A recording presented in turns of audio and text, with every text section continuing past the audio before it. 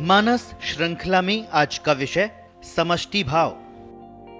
स्वयं के बारे में तो हर व्यक्ति सोचता है।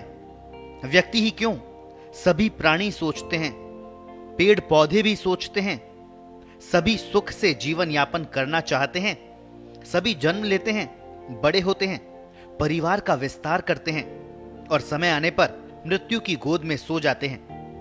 प्राय देखा गया है, इस जीवन यात्रा में पूरे समय व्यक्ति अपने बारे में ही चिंतित रहता है या फिर अपने बच्चों और परिजनों के बारे में चिंतित रहता है।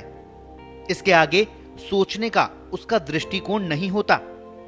वह किसी भी प्रकार की मेहनत ऐसे व्यक्ति के लिए करने को तैयार नहीं जो उसके जीवन से जुड़ा हुआ नहीं हो। व्यक्ति की यह मानसिकता भारतीय दर्शन को स्वीकार्य नहीं है। दर्शन में व्यक्ति भी प्राकृतिक संपदा है, संपूर्ण सृष्टि का एक अंग है। दर्शन उसको प्रकृति के साथ संतुलन में जीने की राय देता है। कदम कदम पर प्राणी, वनस्पति, हवा, पानी, आग आदि के प्रति समर्पित भाव के साथ जीने की बात करता है।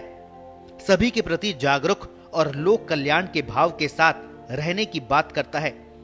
अपने किसी कार्य से प्रकृति के किसी अंग का अहित ना हो, ये मूल भावना इस सिद्धांत में निहित है। इस भावना का स्थूल रूप है कि कम से कम मानव मात्र का तो ध्यान रखा ही जाए। सामाजिक प्राणी होने के नाते जिस समाज के सहारे वह टिका है, उसका हित चिंतन भी करे। यह उसका समष्टि भाव है। मैं से वह छुटकारा पाए और व्यापक दृष्टिकोण अपनाए। इसी से उसके व्यक्तित्व का सही विकास होना संभव है।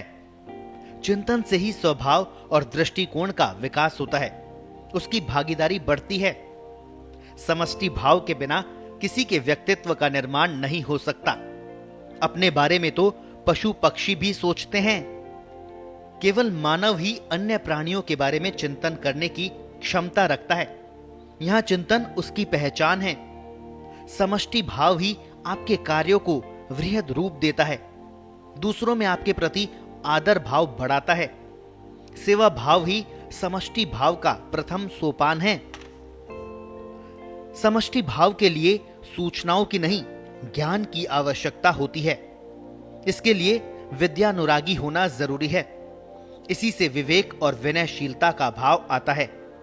चिंतन मनन का स्वभाव बनता है। व्यापकता के भाव आते हैं।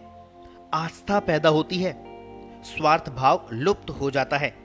सही और गलत के भाव बदल जाते हैं।